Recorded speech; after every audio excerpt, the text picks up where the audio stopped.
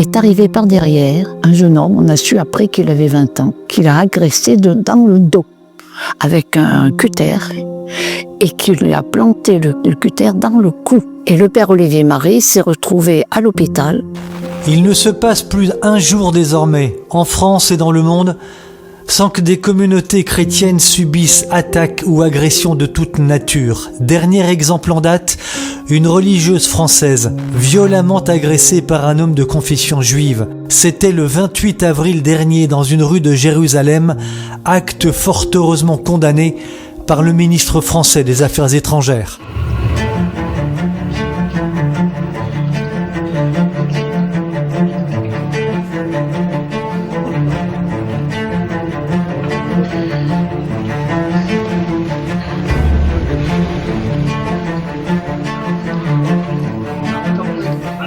Que se passe-t-il ?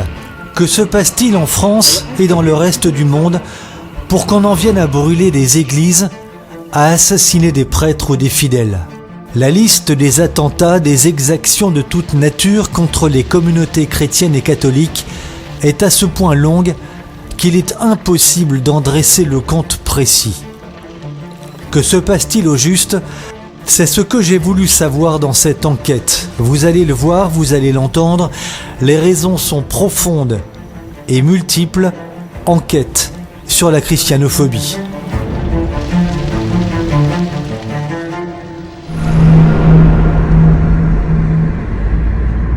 Le 30 novembre 2025, je décide de me rendre à Moissac dans le Tarn-et-Garonne. Moissac, une très jolie petite ville de 14 000 habitants. Pourquoi ce lieu ? Parce qu'un mois plus tôt, le 26 octobre, un individu s'est introduit dans l'abbatiale. L'incident se produit en plein office religieux. Il a été filmé.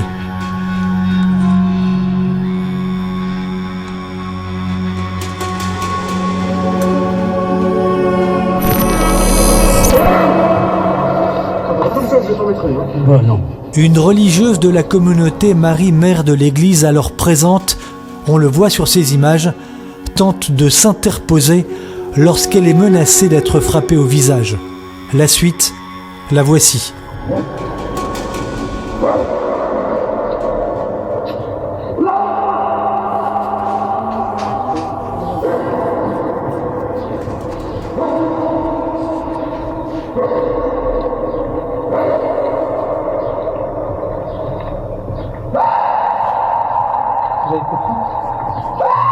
L'agresseur quitte les lieux en criant comme un possédé. Quelques jours plus tard, Romain Lopez, le maire de Moissac, postait cette vidéo sur Internet. Je suis ici aux abords de l'abbatiale de Moissac où un individu a pénétré dans l'abbatiale pour intimider et menacer physiquement une bonne sœur. Il a ensuite hurlé et donné des coups de pied dans les portes de l'abbatiale en ayant un comportement absolument inadmissible et qui s'apparente à de la profanation.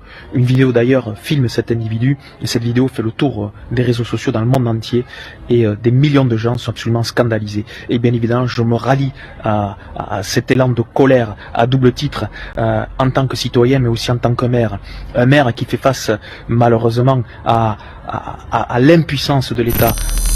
À plusieurs reprises, j'ai demandé un entretien avec le maire, entretien qui m'a été refusé. Romain Lopez a estimé, peut-être à juste titre, que revenir sur cette affaire allait envenimer les choses. L'enquête n'est pas facile.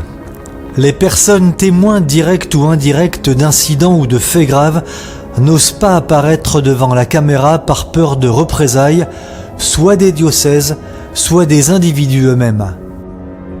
Je parviens tout de même à obtenir 3 rendez-vous. Pour cette raison, je quitte Moissac pour me rendre 500 km plus loin, à Valence, dans la Drôme. Après plusieurs semaines d'échanges téléphoniques, j'ai obtenu un entretien avec cette femme. Elle s'appelle Guylaine Delpech. Elle est une habituée de l'église Notre-Dame de Valence que voici, église où des dégradations ont eu lieu.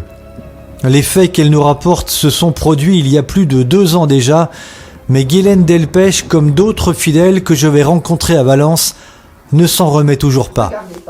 Ça ne regardait que le diocèse. Est-ce que, en quelques mots, Madame Delpech, vous pouvez me raconter les incidents qui ont eu lieu dans cette église? Alors, dans l'église précisément donc, de Notre-Dame de Valence, nous avons subi il y a un peu plus de 2 ans, donc 30 juin 2023, une attaque, une profanation en fait. Dans l'après-midi, un homme s'est introduit dans l'église qui était à cette époque-là ouverte pour la prière et s'est dénudé et a littéralement fracassé l'autel de la Vierge Marie et s'en est pris ensuite à l'autel principal en faisant tomber les gradins, les chandeliers, les croix. Et tout ça en vociférant, si bien qu'une passante a passé la tête, a appelé immédiatement la police et le temps que la police arrive, il a eu le temps de détruire pour finir le mobilier, des bancs, des sièges, enfin complètement forcené. Il a été très difficile à maîtriser puisqu'il s'était dénudé, donc pour les forces de police, ça a été difficile de l'appréhender et il a été directement emmené en hôpital psychiatrique. Autre fait bien plus grave, il se déroule le 12 juin 2012 dans l'église de Bourg-les-Valences. Nous sommes en fin d'après-midi autour de 18h. Le père Olivier Marie pose des affiches dans le hall de l'église. La suite, c'est Monique, une paroissienne qui nous la raconte. Elle a souhaité garder l'anonymat. Et est arrivé par derrière un jeune homme, on a su après qu'il avait 20 ans, et qu'il a agressé dans le dos avec un cutter et qu'il lui a planté le cutter dans le cou. Mais c'est qu'il avait le col romain en celluloïde et que le cutter a dérapé sur son col romain. L'abbé, le père, s'est défendu parce que c'est un gars qui est très actif. Il s'est défendu et il a crié. Il y a une personne qui était dans l'église qui est arrivée en courant et l'agresseur est parti. Les paroissiens étaient complètement sous le choc, complètement affolés de cette affaire. Et on n'a pas retrouvé ce jeune homme. Le père Olivier Marie, que l'on voit ici sur ces photos, saigne alors abondamment. Il doit rejoindre l'hôpital de toute urgence. Fort heureusement, la blessure n'est pas profonde. 3 points de suture dans le cou suffisent. Mais le prêtre a eu beaucoup de chance.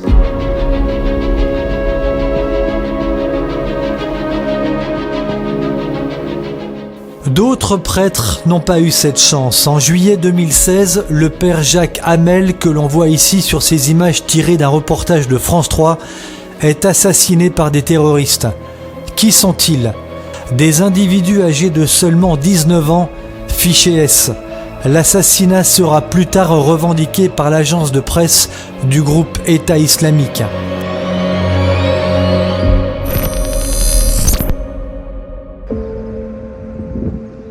Autre drame, le meurtre du père Olivier Maire le 9 août 2021 à Saint-Laurent-sur-Sèvre, en Vendée. Les faits se sont déroulés ici, dans ce bâtiment. Qui est l'assassin du prêtre? Un demandeur d'asile rwandais âgé de 45 ans.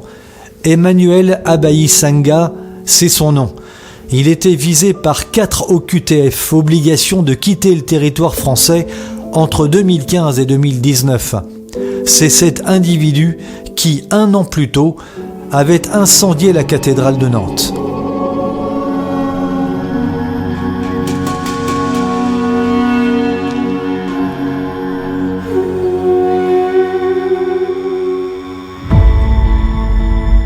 Si les assassinats de religieux sont rares en France, il est en revanche un élément inquiétant. L'augmentation très importante des dégradations de biens et de matériel, les statues, les autels, les tabernacles, les vitraux, la multiplication des tags sur les murs d'église.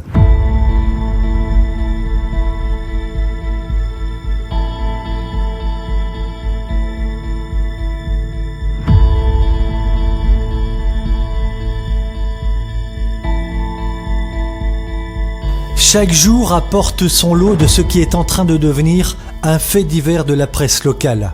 Il y a 18 mois, les habitants d'un village du département de l'Orne découvraient avec stupeur des tags et des inscriptions satanistes sur le mur de l'église.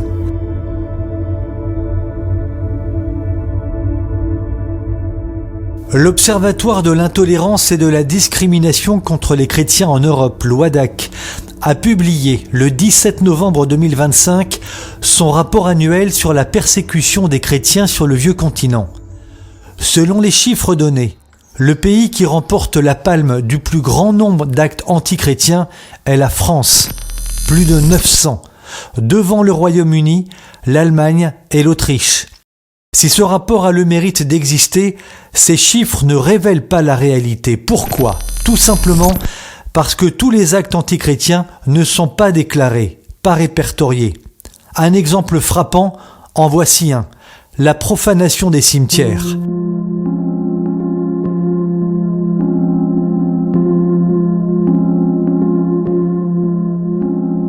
Cette volonté de ne pas déclarer ces profanations ne remonte pas à hier. Comme en témoigne un ancien officier de police que j'ai joint par téléphone, il explique que depuis 40 ans, l'autorité publique ment sur les chiffres réels. Il faut savoir qu'il y avait une banalisation totale sur ce type d'événement. C'est-à-dire qu'à partir du moment où vous aviez la profanation d'une sépulture juive, ça je peux tout à fait le comprendre. Il ne faut pas qu'on entre dans l'antisémitisme. Mais une profanation sur une mosquée ou quelque chose comme ça, alors là vous aviez toutes les autorités qui se déplaçaient, c'était la fin du monde. Par contre, une destruction de stèles mémorielles françaises ou de sépultures catholiques, c'était une simple dégradation de biens privés ou de biens publics. Il a vraiment fallu qu'on arrive ces dernières années à de grosses profanations sur des cimetières de l'Est pour que les autorités locales se déplacent.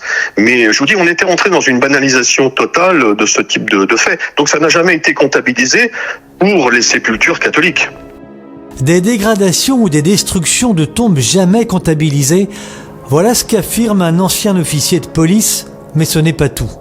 Si les statistiques d'actes antichrétiens sont fausses, c'est aussi en raison d'un autre élément, le silence demandé, à tort ou à raison, par certains prêtres ou évêques. Ce fut le cas dans l'affaire de Valence par exemple, où un individu avait dégradé de nombreux objets religieux. En témoigne Gilbert Quentin, un des paroissiens de l'église Notre-Dame de Valence. La vérité, c'est que ce silence ne me surprend pas. C'est une politique constante de la part des diocèses, et en particulier le diocèse de Valence, qu'on peut appeler pas de vague, c'est-à-dire de dissimuler ou d'occulter ces événements qui sont des événements dramatiques. Pour moi, c'est révoltant. Mais c'est une des conséquences d'une part de la déchristianisation, parce que on va dire de manière peut-être un peu familière, tout le monde s'en fout, et d'une attitude du diocèse qui est une attitude molle. Est-ce que vous comprenez que les autorités religieuses demandent de se taire ? Non, absolument pas. On nous a pas laissé nous plaindre et on nous a pas laissé expliquer. On n'a pas voulu que nous diffusions, on n'a pas voulu que nous prenions des photos. Ça ne nous regardait pas, ça ne regardait que le diocèse, l'évêque et le curé. C'est sans doute pour ne pas alimenter la violence que certains évêchés choisissent de faire silence sur des incidents ayant eu lieu dans leur paroisse. Mais ne rien faire ne met-il pas tôt ou tard les paroissiens en danger ? La question mérite d'être posée. Une chose est certaine, minimiser les actes de tel ou tel, un grand nombre de médias s'en chargent déjà depuis longtemps, parmi lesquels le journal Libération, un expert en la matière. Si la plupart des journaux sont anti-catholiques, rien d'étonnant dans une France convertie au laïcisme, il n'est donc pas surprenant de constater que le même récit est servi à presque toutes les sauces. Je me suis penché sur les titres des journaux et j'ai constaté ceci. Un nombre considérable de dégradations d'églises, voire d'agressions physiques, est mis sur le compte d'individus déséquilibrés ou présentant des troubles mentaux. Même le journal La Croix suit le même récit que ses concurrents.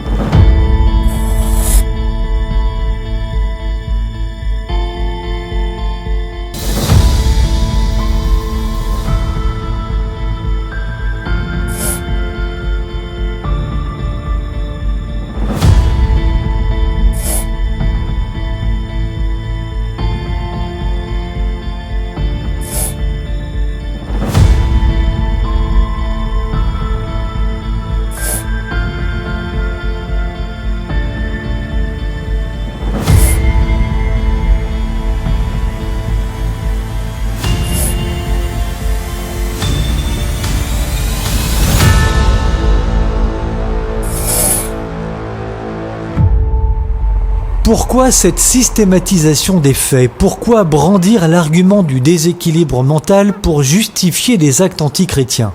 Serait-ce pour cacher une appartenance à une autre religion?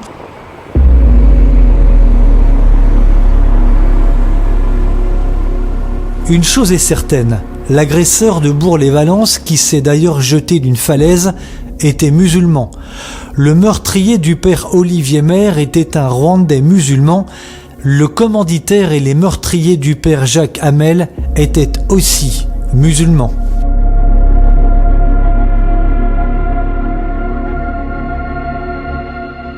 S'il y a une hostilité grandissante à l'égard de l'Église catholique, à l'égard des chrétiens eux-mêmes, c'est parce qu'il existe une chaîne de responsabilité. Premier responsable, l'État lui-même.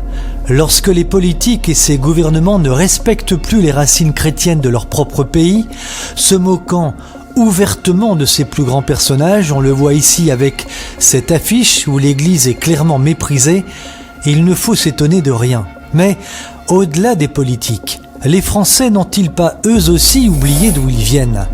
Comme le soulignait récemment Marion Maréchal lors d'une interview, avoir honte d'être catholique en France est absurde, c'est la religion historique de notre pays.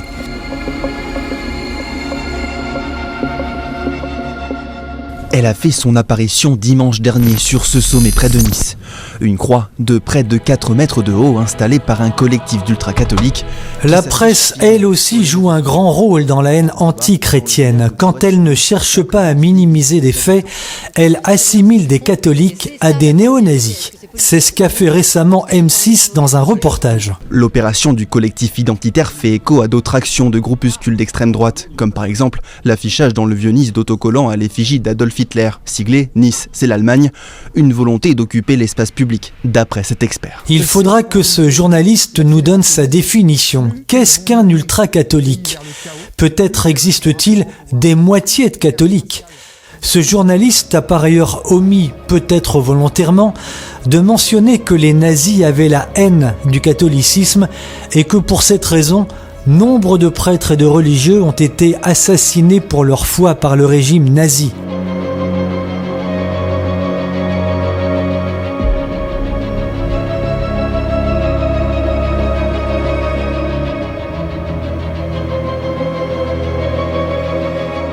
Mais le ridicule ne tue plus, l'ignorance et l'attaque gratuite encore moins. La presse se discréditant toute seule par l'absurdité des propos tenus.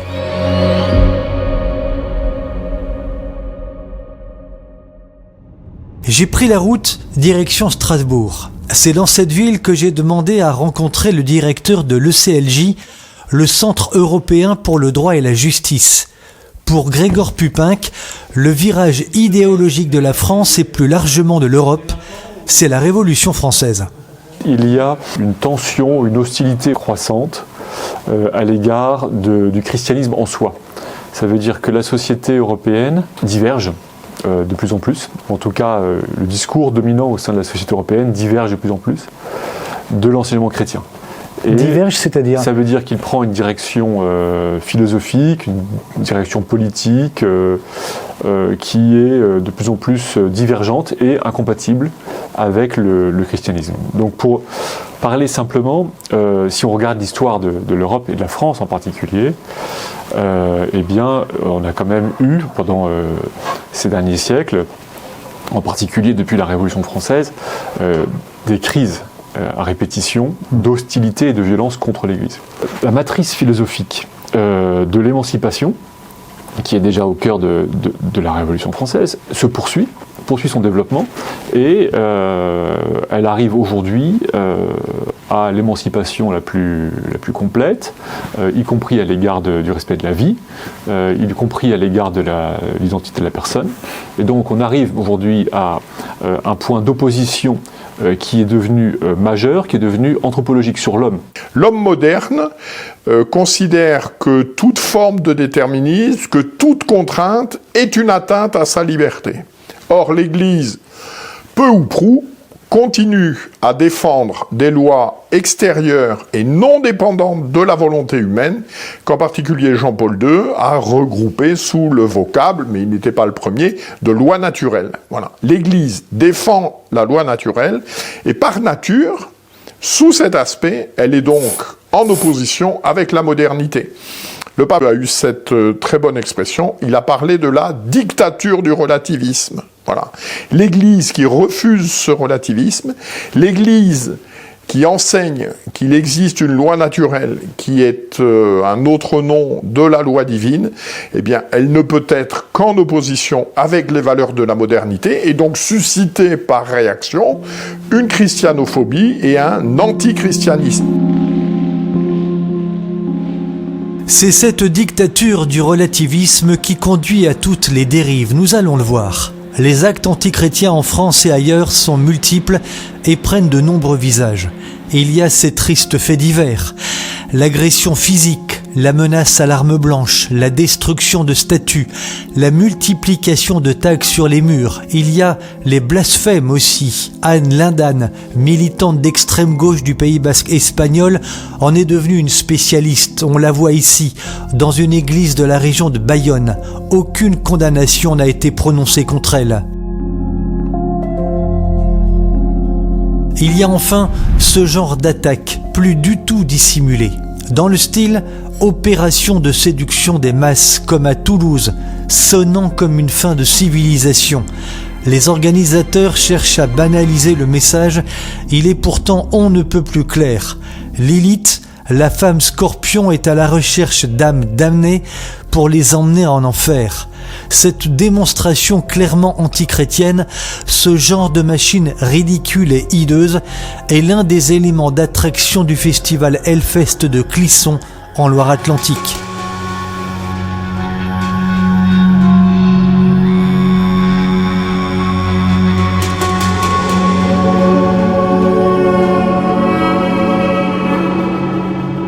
Je me suis justement rendu au Hellfest, hors concert, bien sûr.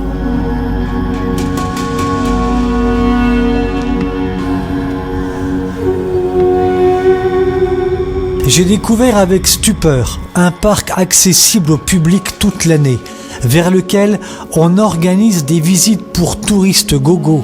Y est installée la synthèse du mauvais goût et de l'occultisme. Un gigantesque crâne en métal, des os sur des pelouses, des symboles ouvertement satanistes, un déballage de trucs en métal où la banalisation de la laideur fait froid dans le dos.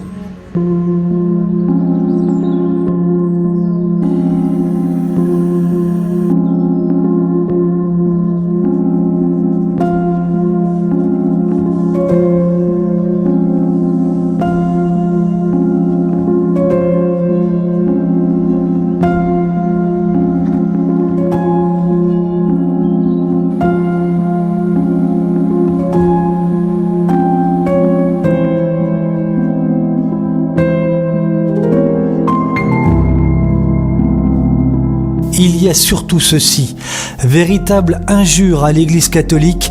Les églises honorent et béatifient des personnages remarquables pour leur vie et leur vertu.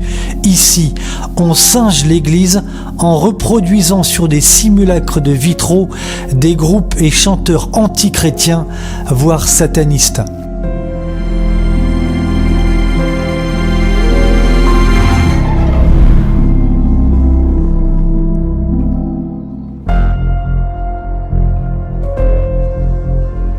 Il suffit de regarder les parcours, de lire les paroles de nombre de groupes présentés dans ce festival pour savoir à qui on a affaire et le message qui est porté.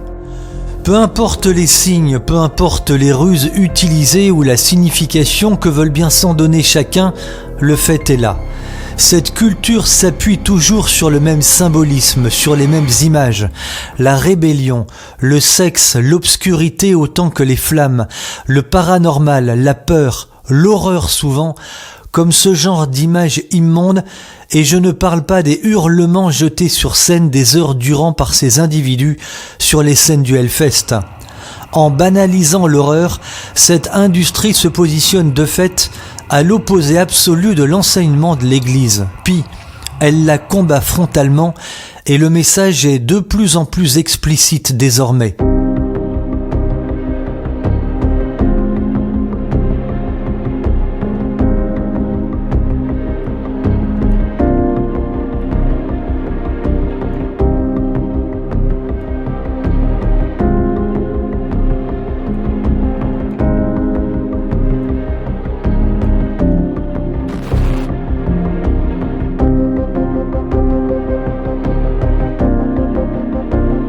Ce site internet réalisé par un fan de musique métal est très clair.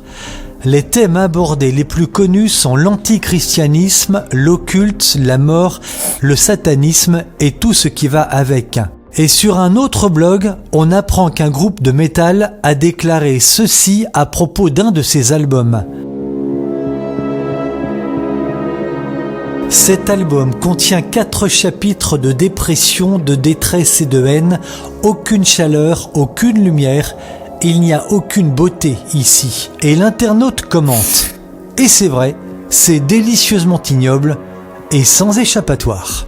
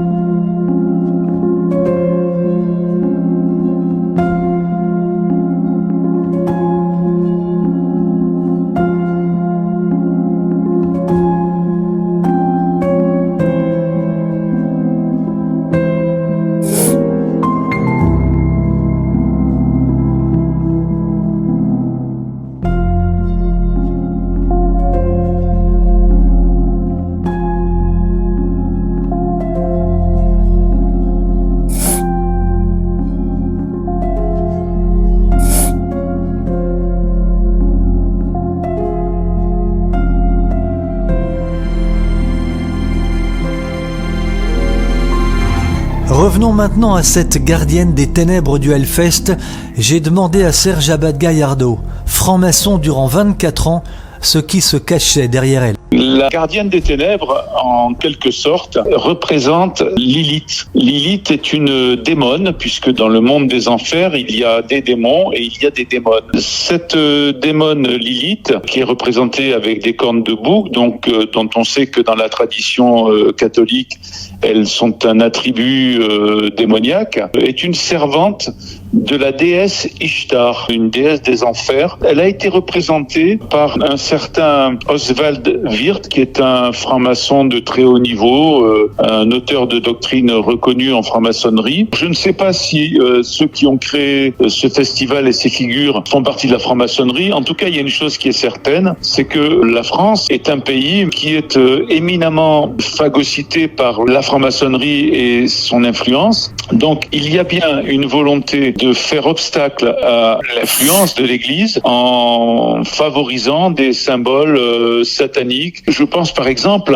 à un feuilleton que l'on voit régulièrement sur une chaîne de télévision qui s'appelle précisément Lucifer, où on voit que Lucifer est quelqu'un de très sympathique dans ce feuilleton. C'est également le point de vue de la franc-maçonnerie qui considère que Lucifer est un ami de l'homme. Plus encore, parce qu'il est considéré comme la victime, Lucifer doit être honoré et son visage répandu partout là où c'est possible. Les productions cinématographiques et autres dessins animés ne manquent pas, en contradiction absolue avec le message de l'Église catholique. Toutes ces réalisations sont bien des actes antichrétiens.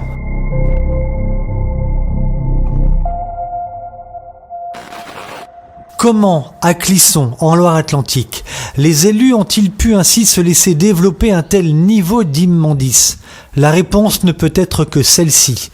Se référer à la laideur, au bruit, à la violence et à la noirceur permanente, laissant croire que ces groupes ne sont que de grands ados s'amusant le temps d'un disque ou d'un festival, est le résultat de la déchristianisation de la société. La pollution des esprits ayant fait son chemin, ce sont toujours les mêmes ingrédients qui sont utilisés, la panoplie complète d'éléments occultes bien connus dans le milieu de la musique, notamment l'attraction au mal et au laid est un outil de propagande savamment utilisé à longueur d'année à coût de millions de dollars et d'euros. Il pollue la jeunesse et un public plus âgé. Nous sommes bien dans un processus très inquiétant d'inversion des valeurs.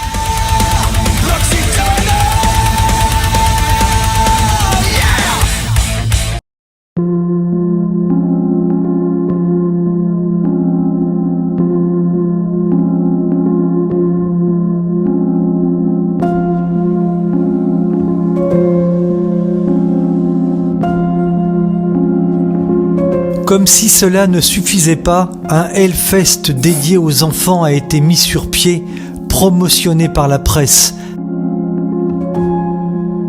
Même une radio créée par un catholique, Philippe Devilliers, en fait la promotion sur son site internet.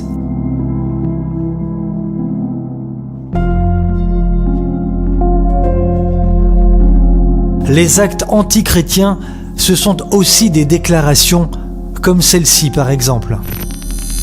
Si vous comptez sur les ouvriers blancs catholiques pour faire le socialisme en France, vous avez à attendre un moment, hein, parce que ça n'aura pas lieu. Cette christianophobie est alimentée par un autre type de réflexion, un autre type de préoccupation, de motivation que l'on pourrait qualifier d'idéologie. L'idéologie, c'est quoi? C'est le primat de l'idée sur la réalité. L'exemple le plus caractéristique que l'on en ait, c'est quand Jacques Chirac refuse dans la Constitution européenne que soient reconnues les racines chrétiennes de l'Europe. Voilà, les racines chrétiennes de l'Europe, ça n'est pas un sujet de débat, c'est une réalité historique. Bon, eh bien, par idéologie, le président de la République le refuse.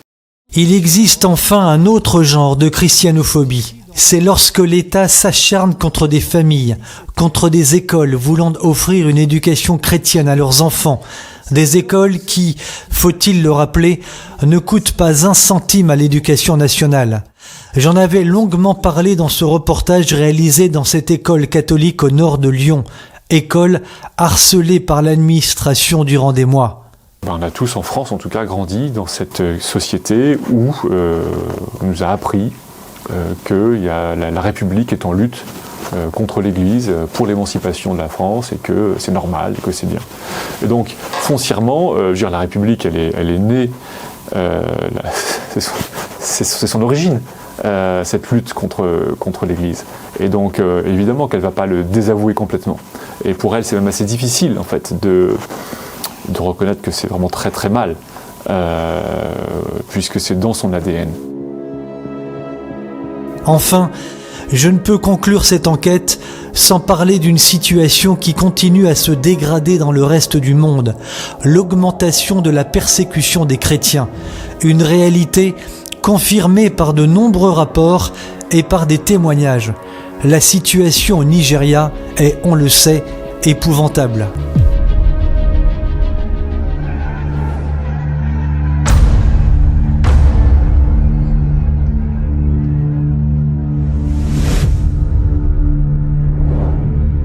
In Nigeria, it's dangerous because we have banditry. It's dangerous because we have anti-Christian sentiments.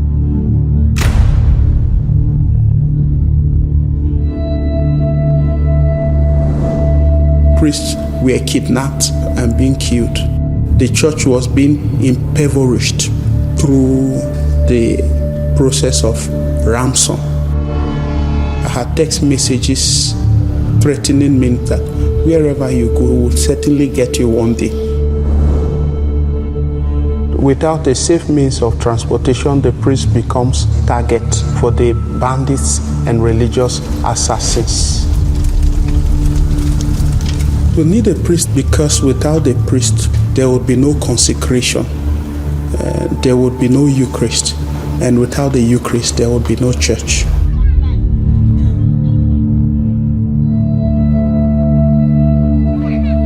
Please keep us in your prayers and consider further support as we hope to reach our community safely through your support. Thank you very much. Les chrétiens, c'est le groupe religieux, qu'on soit catholique, protestant, le groupe religieux le plus persécuté à travers le monde.